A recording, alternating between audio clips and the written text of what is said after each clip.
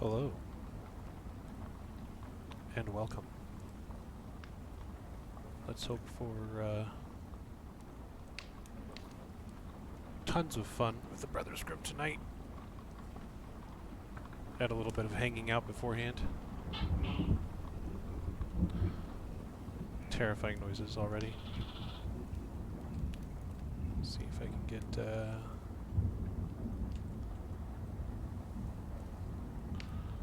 some advice going.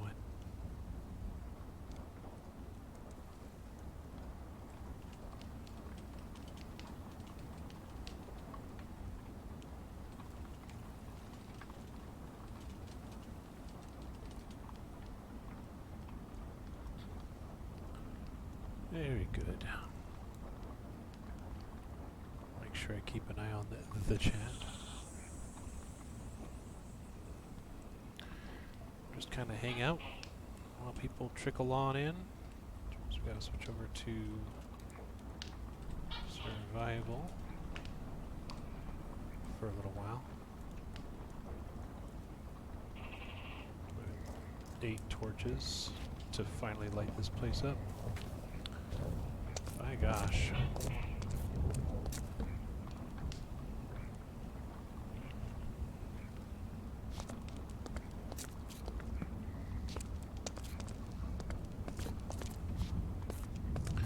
Three torches remain.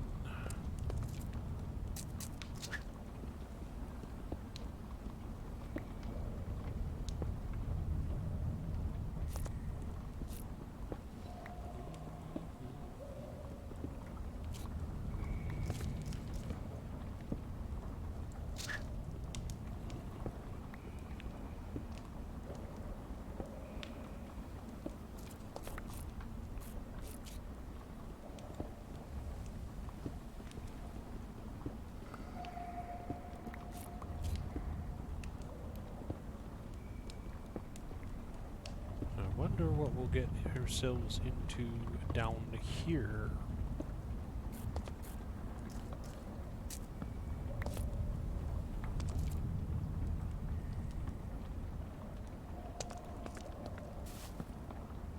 Sermerite. Perfect. Does it break? Nope, we need bone. Sulfur.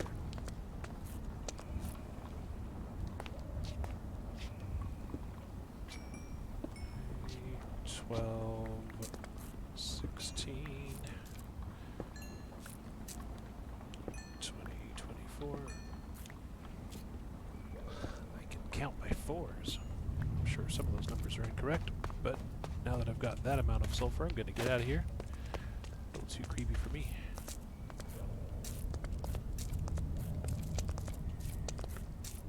I can finally jump and see where I'm going.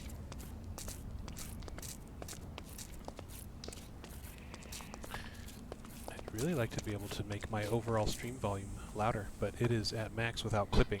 If I were to clip, that would be uncomfortable. Oh, correct button. Okay. Snail flesh. Into the furnace you go. Cooking snail flesh with sulfur. That sounds delicious. Hello 420. Hello Alexis. Hello Commander Root.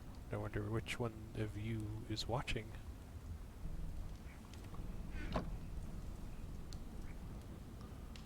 I hope you're all doing well.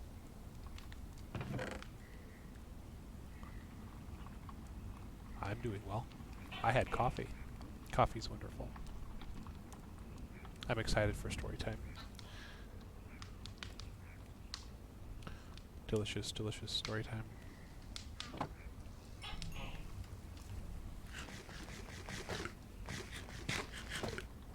Oh my gosh, it's the first time I've ever had full hunger bars. Minus spawning in for the first time.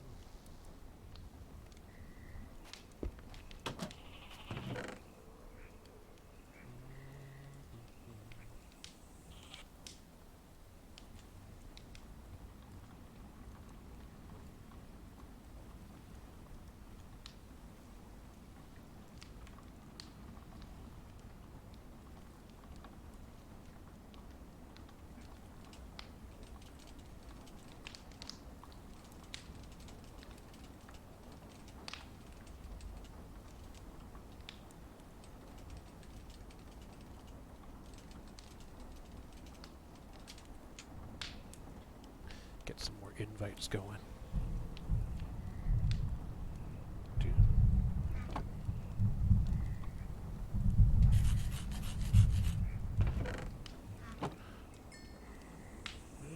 Guessing we're out of sulfur. I don't see any progress on there, so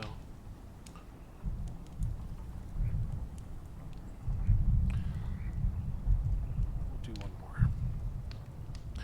3 swords, need more pickaxes.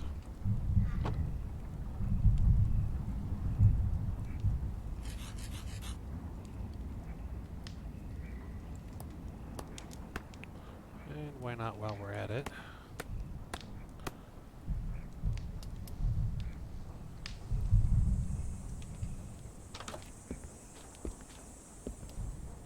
I have a feeling that's going to go away pretty soon.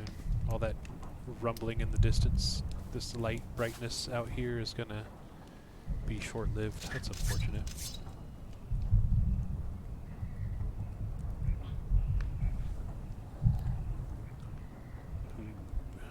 Snails.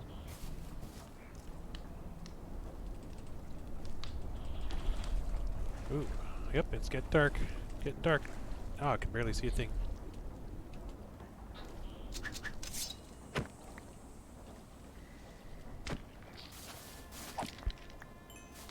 And where's the blood red snail? There it is.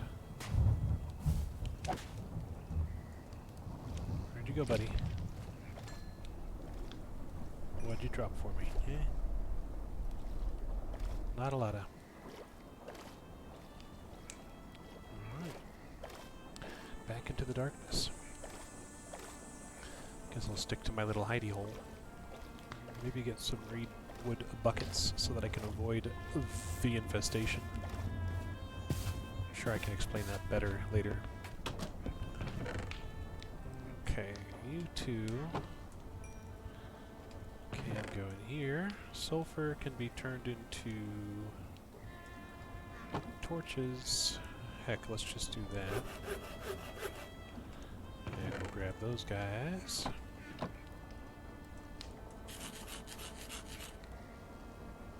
Oh, guess it's just me for now.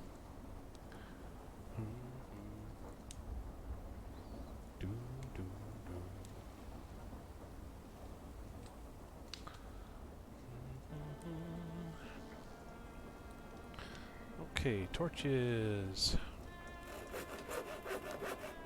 28 torches. You can put your boats away.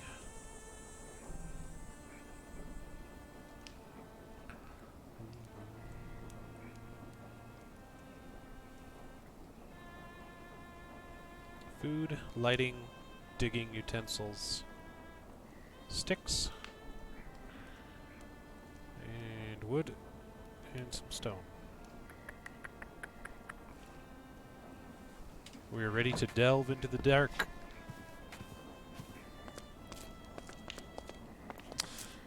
And while I'm on my way down, I might as well stop bonking my head on every single step.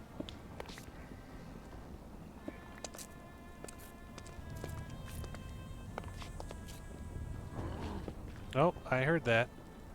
I'm not looking forward to that encounter. I very well may die. Exciting, isn't it?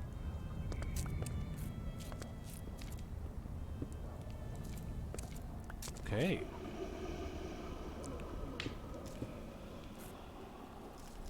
Let's light this spot up a little bit more. Good thing we have some limestone already. That is pleasant. And bone. Okay, off to a good start.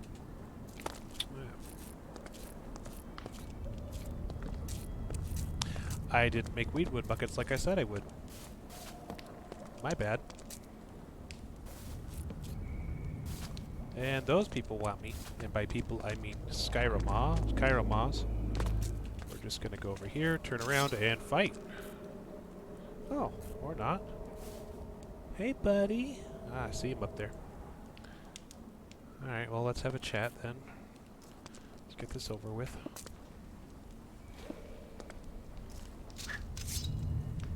Okay.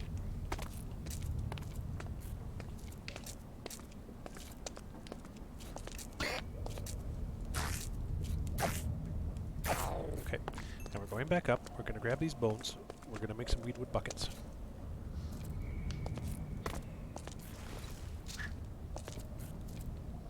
And not with the bones. We're just grabbing the bones so we can grab the sermerite and make some armor.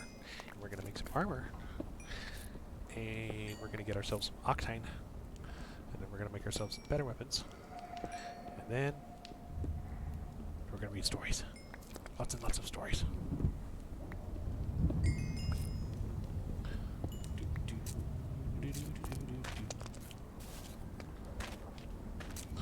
Okay.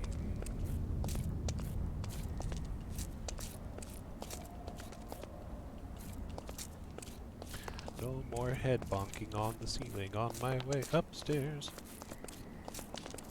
Most pleasant, I do say. Okay. Bones. Bones. A bone pickaxe in a minute. Swamp reed. And buckets.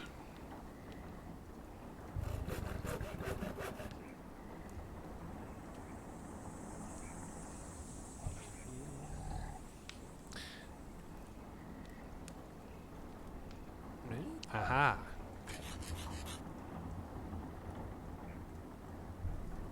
That's what we need. And then do there. And there. Okay, now we're set with that idea. Do we want to get octane in the dark? We'll make a path. We'll make a path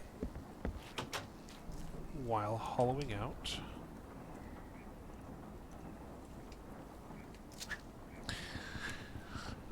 Some of our house. A little hut in the tree.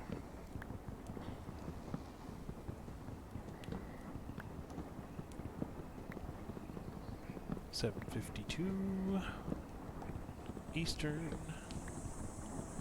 4:52 Pacific.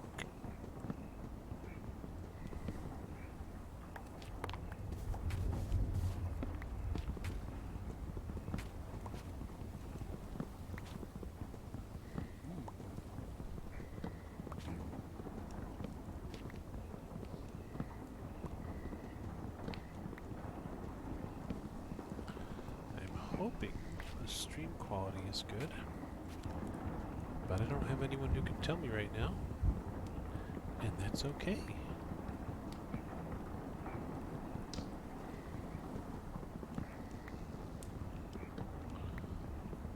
Make sure that we make note of our start time for story.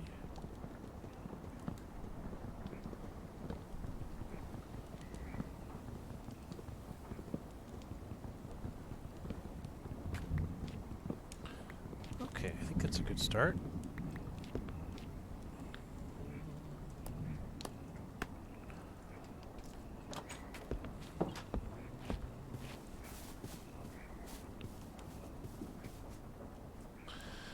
Alright, well, let's hope for the best.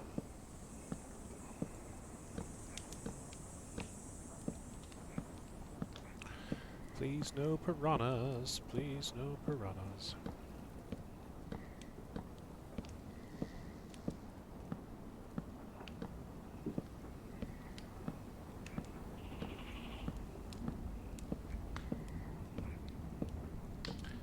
And here we are. Gosh, that gecko spooked me. I'll put you here. There.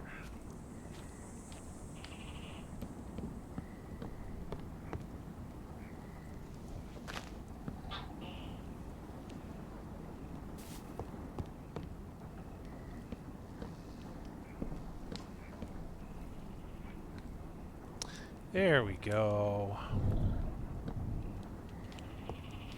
Okay, that's one eye, and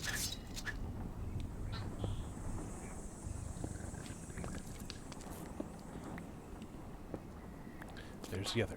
Okay, now we can make our pickaxe. And we'll go torch that has been crudely waterproofed. And a torch that has been crudely waterproofed. And a torch that has been crudely waterproofed. And a torch that has not been uncrudely waterproofed.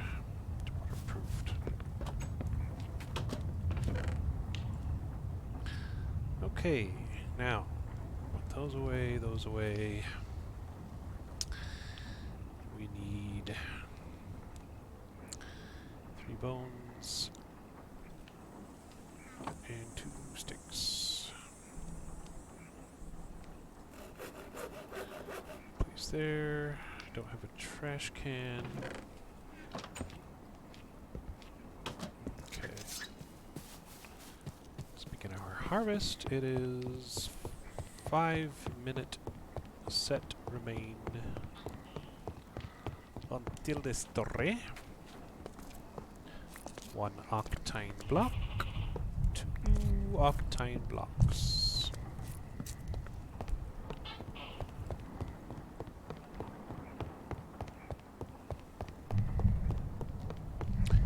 And now we are well on our way to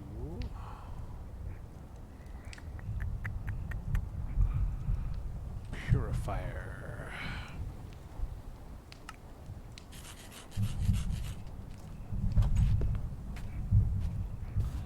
And we'll put you right there, my friend.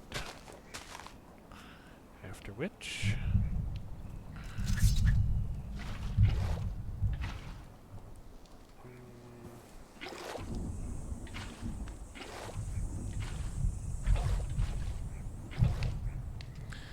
a full purifier needs sulfur as well, does it not? Yes, it do.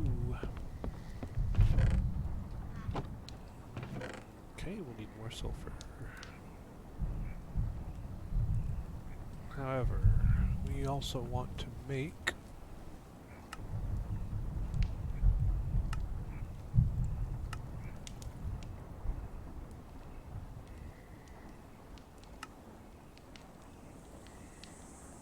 three minutes remaining.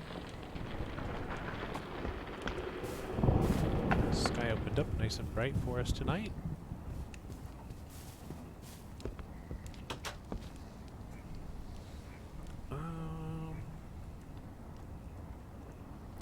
I think we're good. We can put the octane away. Maybe make a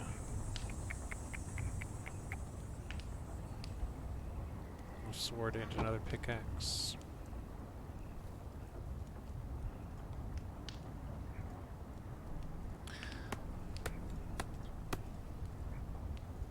As such. And then we can find a quiet place to offload the stick ones.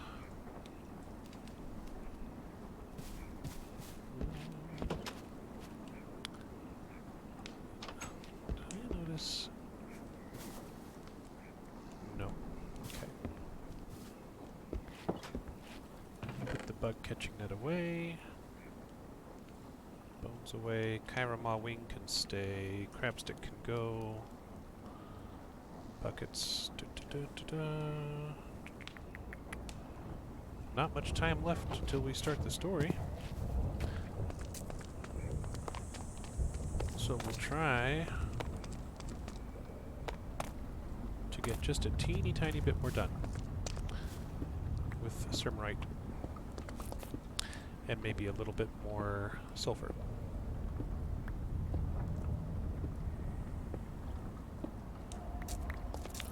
Okay, sulfur, sulfur, sulfur, sulfur up there. Oh, and more Sermerite.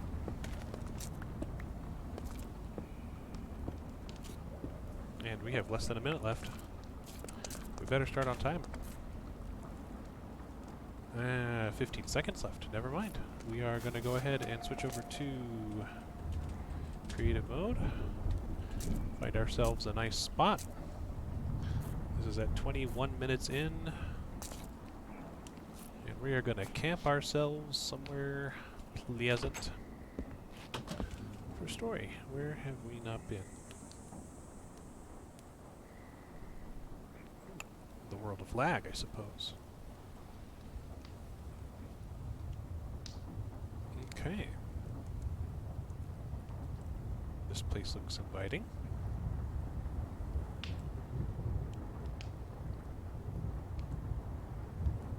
Let's bump up that render distance. Give it a second to settle in. And we're going to go ahead and dive right into stories from the Brothers Grimm.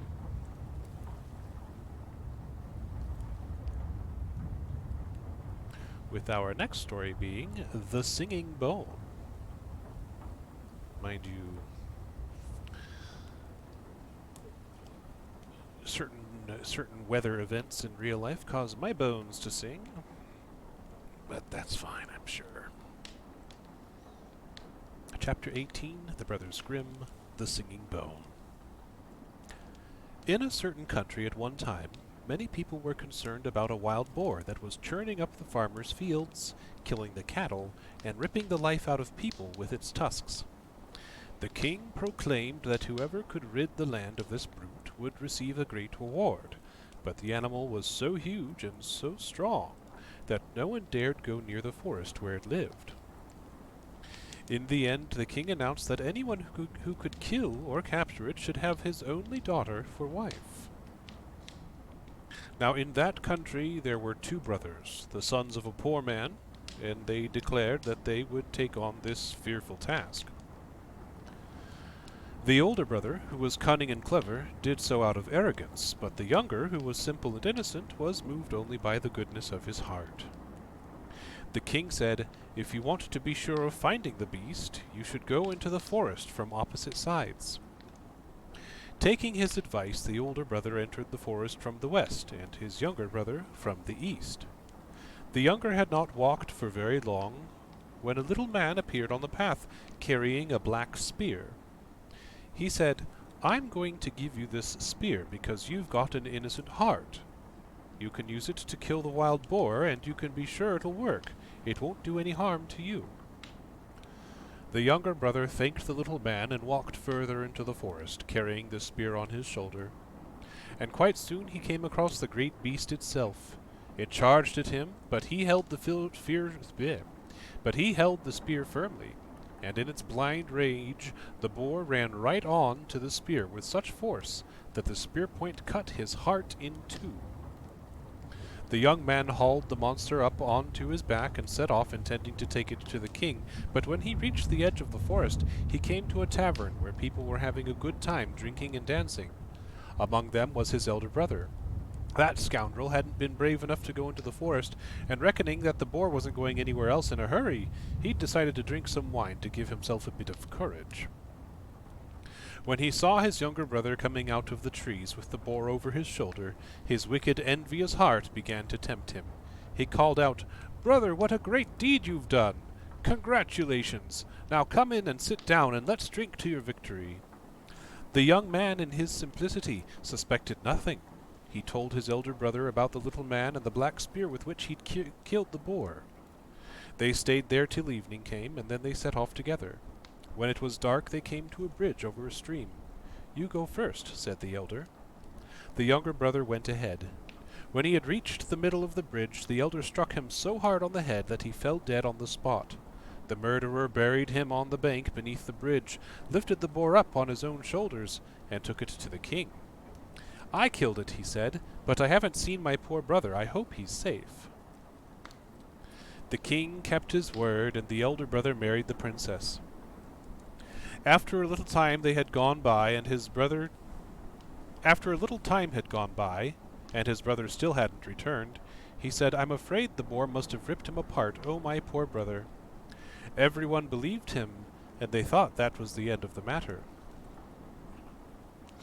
But nothing is hidden from the eye of God. After many years, a shepherd was driving his sheep across the bridge when he saw something glinting white down on the bank below. He thought he might be able to do something with it, and he went down to pick it finding a snow-white bone, which he took home and carved into a mouthpiece for his horn. But to his amazement, when he blew into it, the bone began to sing by itself. "Shepherd, blow your horn and play me, let my voice be heard once more. Since my brother chose to slay me, bury me, and steal the boar, he did this vile and cruel thing to wed the daughter of the king." "What a wonderful mouthpiece," said the shepherd. "It makes my horn sing all by itself. I must take it to the king." When he brought it to the king, the horn began to sing again just as before. The king was no fool. He understood at once what must have happened, and he had the earth beneath the bridge dug up. The whole skeleton of the dead man was lying there, all but one bone. The wicked brother couldn't deny it. By order of the king, he was sewn into a sack and drowned in the same stream beside which his brother's body had been lying. As for the younger brother, his bones were laid to rest in a beautiful grave in the churchyard. What a wonderful story.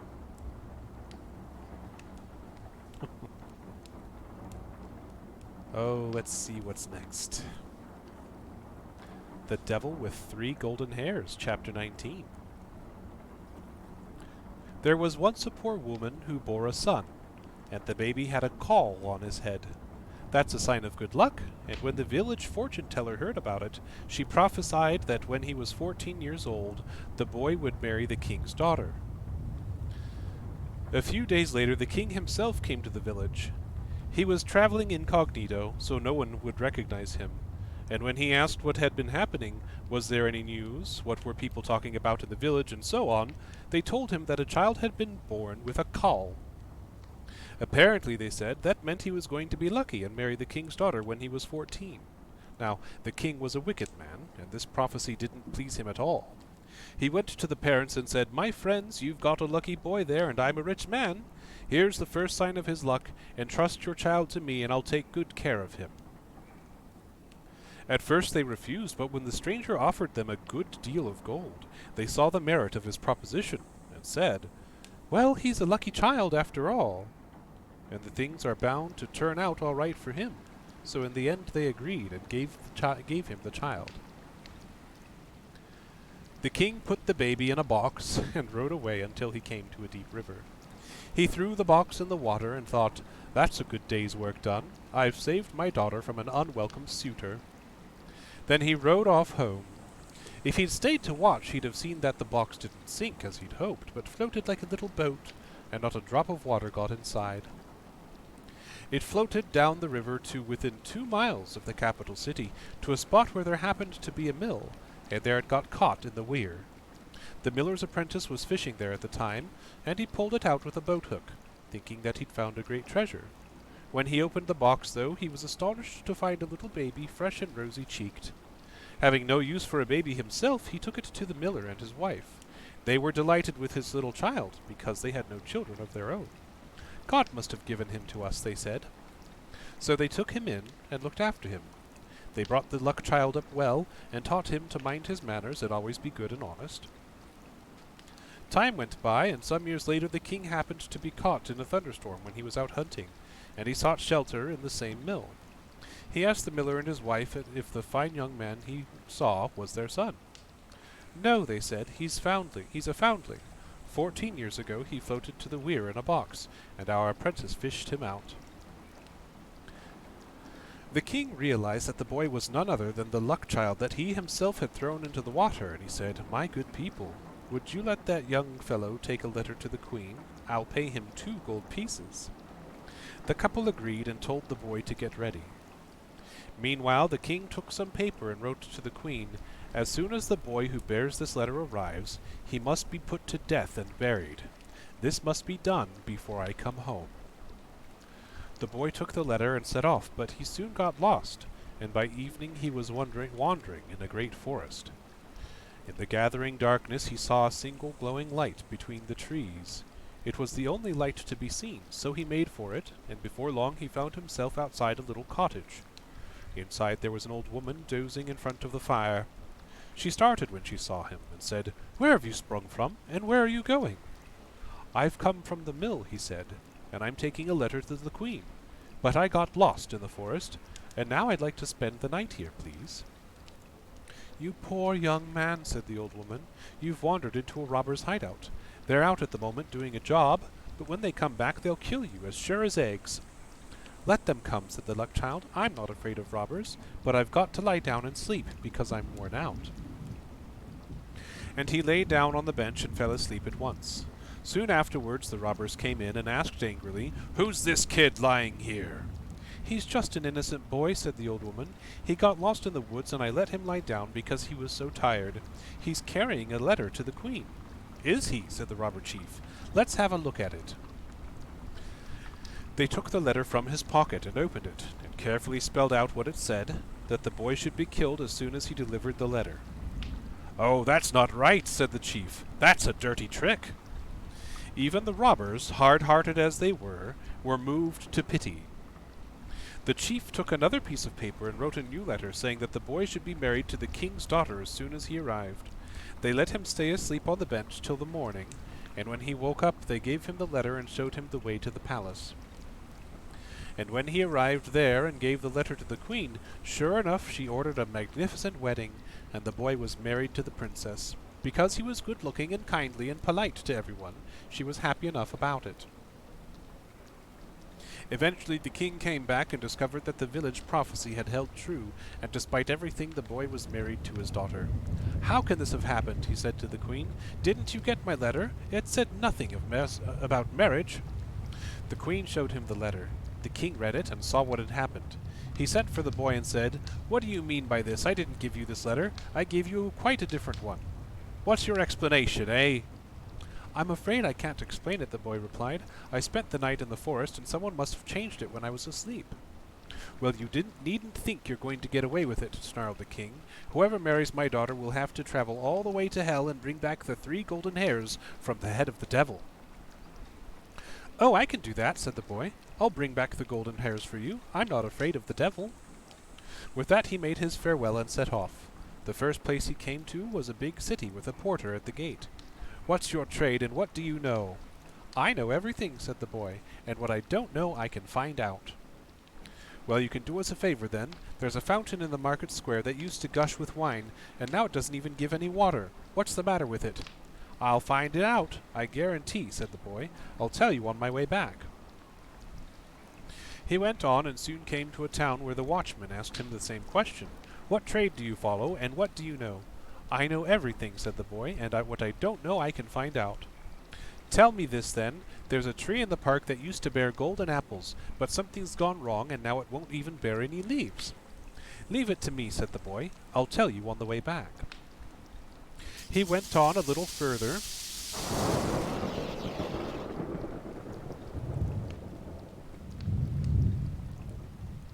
and was struck by lightning. He went on a little further and came to a river, where a ferryman was waiting to carry people back and forth. "What's your trade, and what do you know?" "I know everything," said the boy, "and what I don't know I can find out." "Well, here's a question for you. Why do I have to keep on crossing the river without anyone coming to relieve me?" "Don't worry," said the boy. "I'll find the answer sure enough." Not long after crossing the river, the boy found the entrance to hell.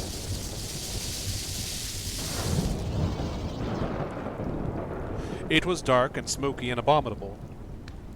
The devil wasn't at home just then, but sitting in a big armchair reading the paper was the devil's grandmother. "What do you want?" she said. She didn't look at all that evil, so the boy told her what he'd come for. "The king said that if I don't get the 3 golden hairs from the devil's head," he said, "I won't be able to stay married to my wife." I think I'm in a spot that is a little bit ripe for lightning strikes. So see if I can move a little bit this way and hope for the best. "That won't be very easy," said the grandmother. "If he finds out you're here, he'll probably eat you. But you're a good-looking boy, and I feel sorry for you, so I'll do my best. First, I'll change you into an ant." She did that and picked him up on her fingertip to make sure he could hear her. "Hide in my skirts," she said, "and I'll pluck the hairs for you." "There's another thing," said the ant. "I need to know the answer to some questions. Why does the fountain in the market square no longer even give water when it used to flow with wine? Why does the tree in the park that used to give golden apples no longer even produce leaves? And why does the ferryman have to keep on carrying people over the river? That's not so easy, she said. I can't promise anything, but keep quiet and listen very carefully to what he says. The ant nodded his tiny head, and she tucked him under her skirts. It was just in time, too, because the devil came home that very moment and started roaring. "What is it?" said his grandmother. "Human, I can smell it. Who's been here, eh?" He prowled round the room, lifting up chairs, looking in every corner. "For evil's sake," she said, "I've just tidied the place, can't you see? You'll make it all messy again. Sit down and have your supper, and stop making a fuss about nothing. Hello, Quill. Glad to have you here. Welcome on in."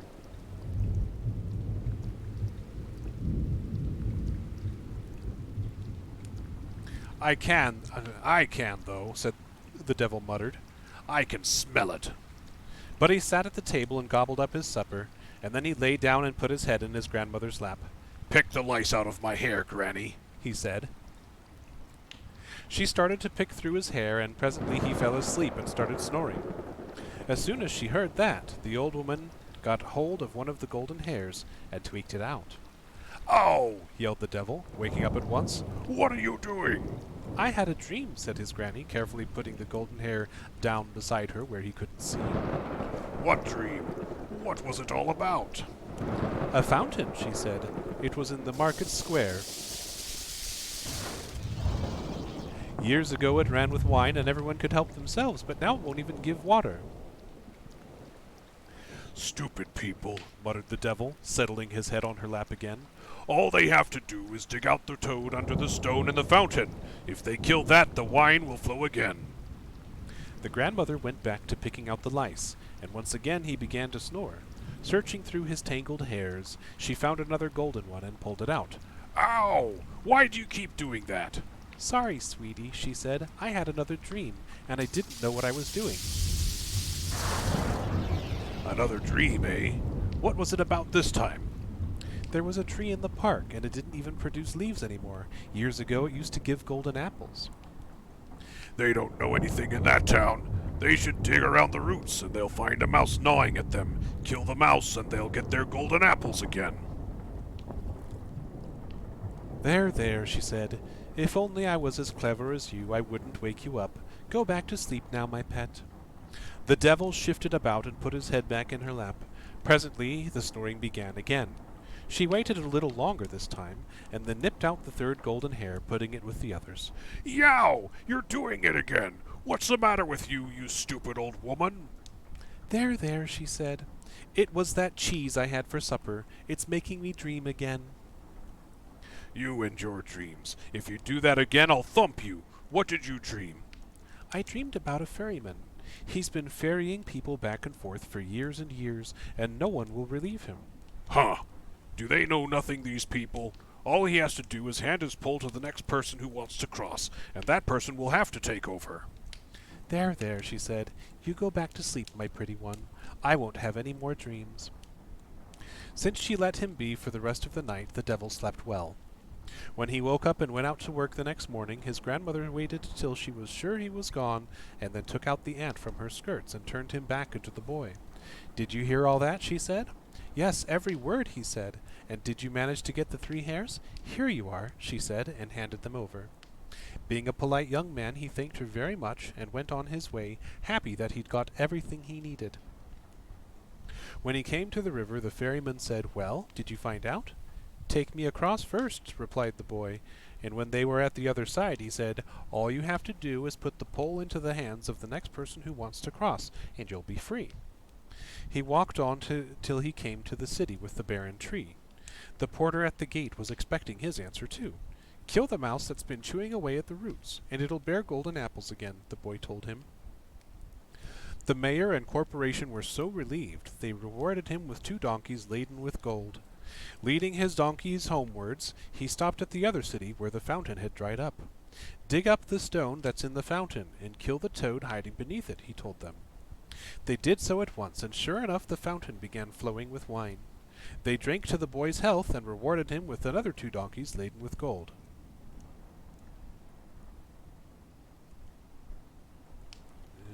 If I hear dogs barking. Anyway. Leading his 4 donkeys, he traveled home. Everyone was very happy to see him again, especially his wife, and when the king saw the donkeys and their cargo, he was delighted. "My dear boy," he said, "how wonderful to see you!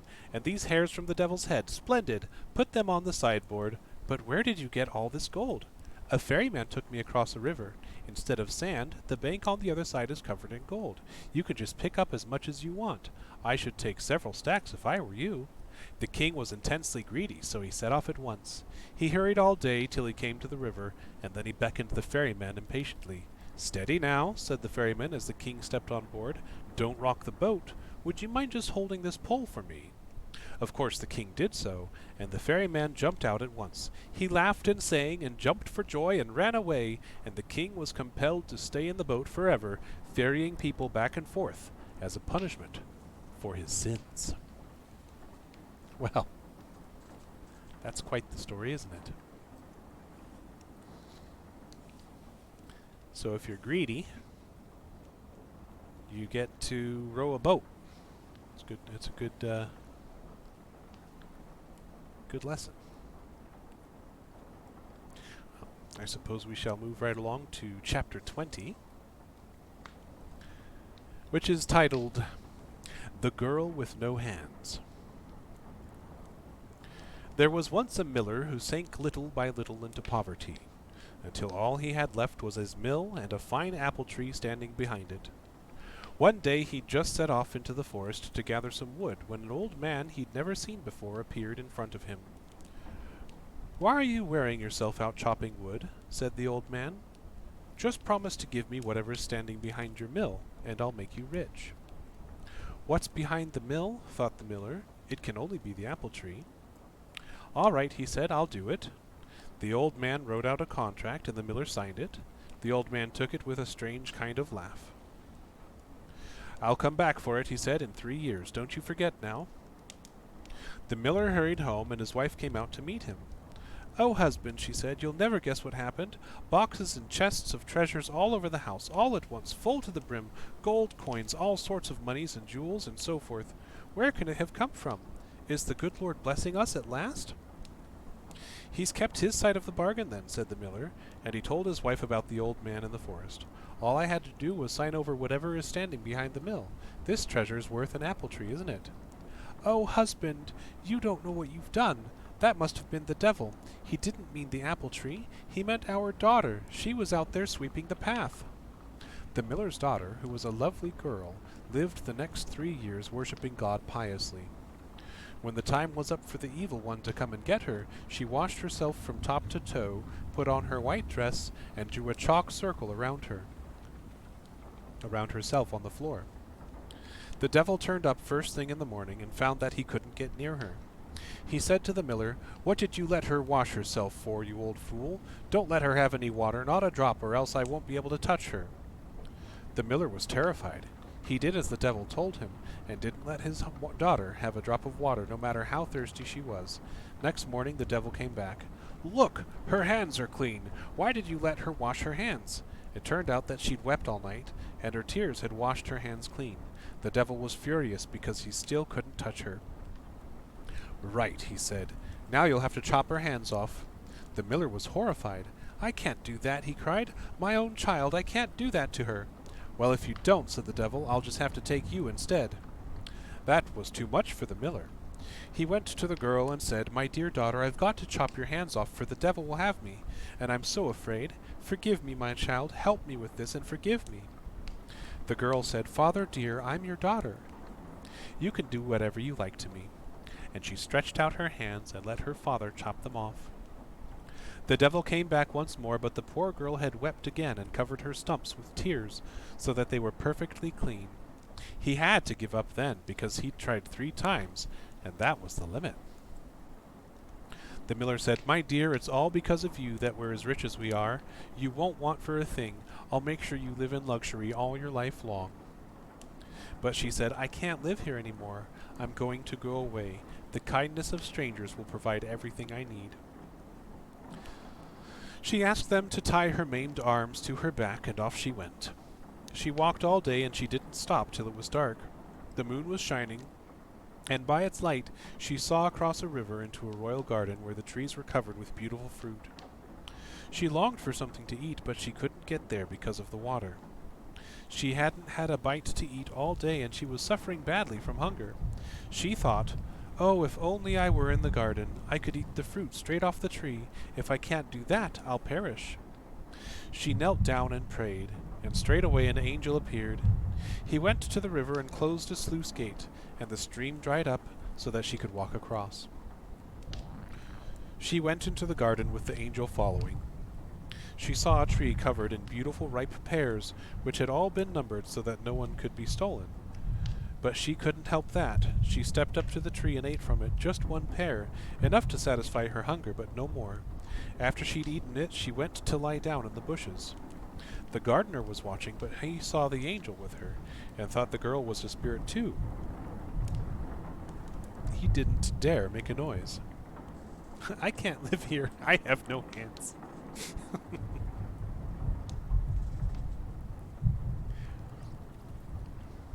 Next morning the king came and looked around.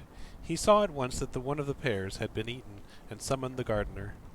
"Oh, your majesty, last night a spirit came and walked across the stream and ate the pear right off the tree. It had no hands, your majesty." "How did it walk across the stream?" "An angel came down and closed the sluice gate for it, and let the stream dry up. I was afraid, your majesty, so I didn't call out and stop it. After the spirit had eaten the pear, it went away somewhere." "That doesn't sound very likely," said the king. "I'd better keep watch with you tonight in case it happens again." Next night the king came quietly to the garden, accompanied by a priest who was going to talk to the spirit if it appeared again. They sat down nearby and waited, and sure enough, at midnight, the girl came out from hiding, stepped to the tree, and ate a pear just with her mouth. Next to her an angel dressed in white was standing guard. The priest went up to them and said, "Where do you come from, my child? From God or from the world? Are you a spirit or a human being?" "I'm not a spirit," she said. "I'm a poor woman who's been forsaken by everyone except God."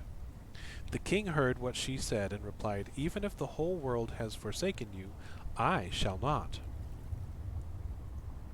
He took her back to his castle. She was so beautiful and good that he fell in love with her, and took her as his wife, and had silver hands made for her, and they lived in happiness. After a year the king had to go to war. He left his young queen in the care of his mother. "If she has a baby," he said, "look after mother and child well, and write and tell me the news at once." A little later she gave birth to a beautiful son. The king's mother wrote as he told her, telling him the joyful news. But on his way to the king the messenger stopped at a brook to rest. All this time the devil had been watching over the girl, determined to destroy her happiness, and now he took the letter away and substituted one that said the queen had given birth to a monster. When the king read this he was horrified and saddened, but he wrote back to say that they should take good care of her till he came back. Once again the messenger lay down to sleep, and once again the devil came and put the letter of his own in place of the one the messenger was carrying. This one said that they should kill the queen and her child. The queen mother was shocked and frightened when she read the letter. She wrote to her son again, but got the same answer, because the devil was watching and kept switching the letters around. The last letter even said that they should keep the queen's eyes and tongue as proof. When the old queen read this, she wept bitterly at the shedding of such innocent blood, but then she had an idea, and had a doe slaughtered and cut out its eyes and its tongue, and kept them safe. "My dear," she said to the queen, "you can't stay here. I don't know why the king has sent this terrible command, but here it is, in his writing. The only thing for you to do is to go away with the child out into the wide world and never come back." The queen mother tied the baby onto his mother's back, and the poor woman went away once more, weeping. She walked and walked till she came to a deep dark forest, and there she knelt down to pray. And an angel appeared to her just as he had before, and this time he led her to a little house. A sign above the door said, "Here anyone is welcome, and all live free." Out of the house came a maiden as snow white as the angel, and said, "Your Majesty, come inside." She untied the little baby from her back, and held him to the queen's breast so she could suckle him, and then showed them a beautifully made bed. "How do you know that I'm a queen?" "I'm an angel sent by heaven to take care of you. You needn't worry about a thing." And for 7 years she lived in the little house, and she and her son were looked after very well. And during that time, through the grace of heaven and because of her own piety, her hands grew back. Finally the king came home from the war, and the first thing he wanted to do was to greet his dear wife and their child. His old mother began to weep. "You wicked man! How can you say that when you wanted them killed?" The king was astonished, but he showed him the letters the devil had forged. "And I did what you told me to," she said. "Here's the proof, her eyes and her tongue." The king began to weep even more bitterly than his mother. Finally the old woman had mercy on him and said, "Something wicked has happened here, but there's no need to weep because your wife is still alive. These are the eyes and tongue of a doe. I tied the baby to his mother's back and told her to go out into the world, and promised to never come back here because you were so angry with her." "You're right," said the king. "This is the work of the devil. But I'll go out and look for her, and I'll neither eat nor drink nor sleep in a bed till I've found my dear wife and child."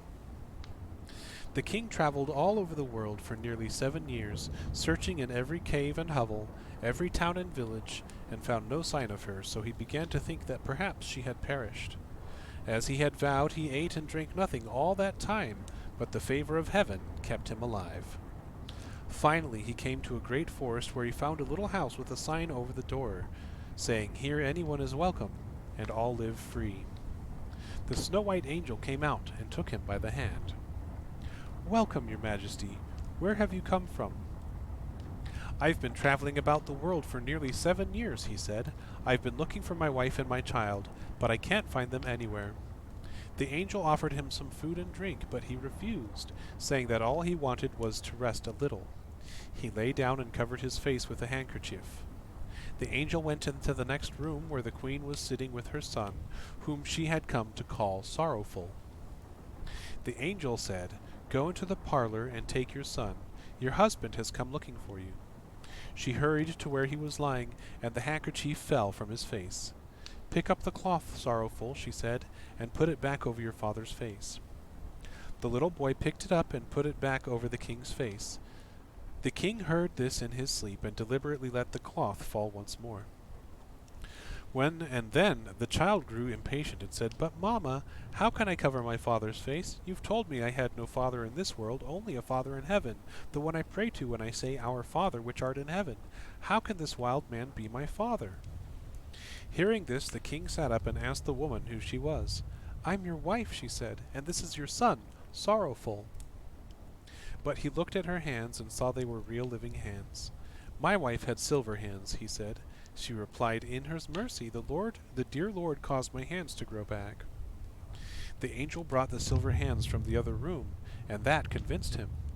This was his beloved wife and his child, there was no doubt about it. And he kissed them and embraced them and said joyfully, "A heavy stone has fallen from my heart." The angel gave them all something to eat, and they went back home to his good old mother. When the news was heard throughout the kingdom, everyone was joyful. The king and queen celebrated their wedding once again, and they lived happily ever afterwards. And that is the end of chapter 20, and where we will be stopping for tonight.